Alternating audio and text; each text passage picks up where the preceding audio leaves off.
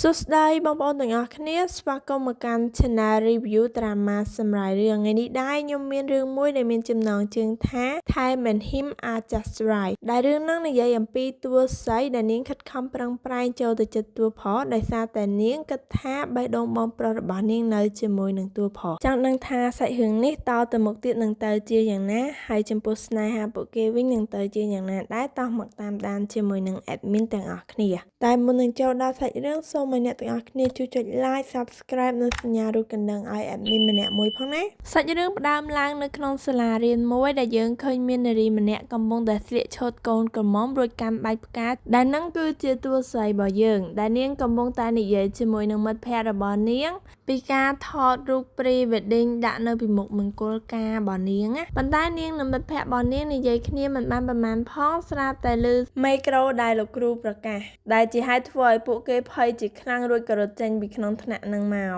ពេលហ្នឹងតួស្រីរបស់យើងអស់សំណើចព្រោះថានាងគឺជាអ្នកចាក់សម្លេងដែលគ្រូប្រកាសហ្នឹងណាដែលជាហេតុធ្វើឲ្យមិត្តភ័ក្តិរបស់នាងហួសចិត្តជាខ្លាំងនឹងទង្វើបែបនេះព្រោះអីធ្វើឲ្យនាងភ័យអញ្ចឹងណារំពេចនឹងដែរស្រាប់តែឃើញកូនកំឡោះព្រមទាំងអ្នកកំដរដើរចូលមកចំនួន5នាក់ហើយពេលដើរមកដល់នឹងមិនទាន់បានសាសងគ្នាផងស្រាប់តែឮសំឡេងមេក្រូគ្រូប្រកាសមែនតែនក៏នាំគ្នារត់នឹងព្រាតចឹងទៅពួកគេរត់មែនប៉ាត់ដែរប៉ុន្តែចិត្តពួកគេសប្បាយរីករាយខ្លាំងមែនតែនក៏ព្រោះតែថ្ងៃហ្នឹងគឺជាថ្ងៃពិសេសរបស់ពួកគេជាថ្ងៃដែលពួកគេថត pre wedding ជាថ្ងៃដែលពួកគេរៀបការប៉ុន្តែចង់នឹងសាច់រឿងថាមុននឹងដល់ចំណុចហ្នឹងពួកគេបានជួបរឿងរ៉ាវក៏ដូចជាឧបសគ្គអ្វីខ្លះតមកតាមដានជាមួយនឹងadminសាច់រឿងត្រឡប់ក្រោយមកនៅពេលដែលគេអាយុ18ឆ្នាំនៅថ្ងៃមួយតួស្រីបានផ្លាស់ប្ដូរសាលារៀនមករៀននៅសាលាជាមួយនឹងតួប្រុសបន្ទាប់មកនាងបានដើរស្វែងរកតួប្រុសតាមរយៈរូបថតមួយសន្លឹកបន្ទាប់ពីនាងឃើញតួប្រុសហើយ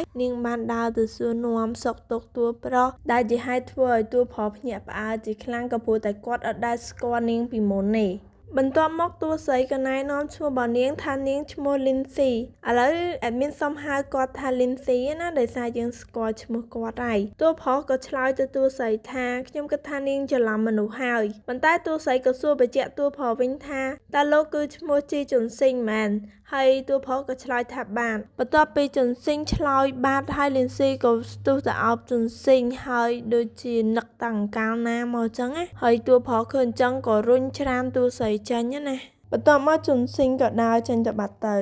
ស្របពេលដែលជុនស៊ីងដើរចេញហ្នឹងមិត្តភ័ក្តិរបស់គេក៏ឃើញដែរហើយមិត្តភ័ក្តិរបស់គេហ្នឹងក៏ដើរទៅសួរនាំជុនស៊ីងអីចឹងណាប៉ុន្តែដោយធុញពេកជុនស៊ីងក៏បន្លាចមិត្តភ័ក្តិរបស់គេថាប៉ាបងឯងដែលជាហេតុធ្វើឲ្យមិត្តភ័ក្តិរបស់គេឆ្ងល់ហើយងាករកមើលហើយជុនស៊ីងក៏ដើរទៅបាត់ទៅ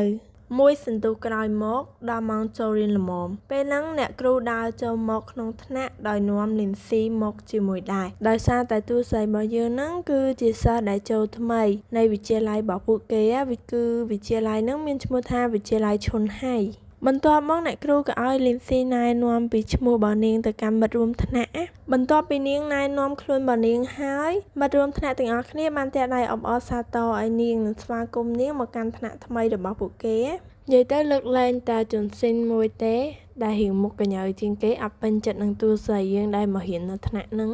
នៅពេលដែល Lindsay ណែនាំខ្លួនរបស់នាងរួចនាងបានសុំអ្នកគ្រូដើម្បីឲ្យខ្លួនរបស់នាងហ្នឹងទៅអង្គុយចិត្តជុនស៊ីងឮបែបហ្នឹងភ្លាមជុនស៊ីងបានធ្លាក់បិចពីដៃផ្លែតហើយសេវាប្រកែកជាមួយនឹងអ្នកគ្រូតែទោះជាប្រកែកយ៉ាងណាក៏ដោយក៏មិនឈ្នះដែរដោយសារតែនៅក្នុងថ្នាក់ហ្នឹងគឺអស់កន្លែងអង្គុយឯងនៅតែកន្លែង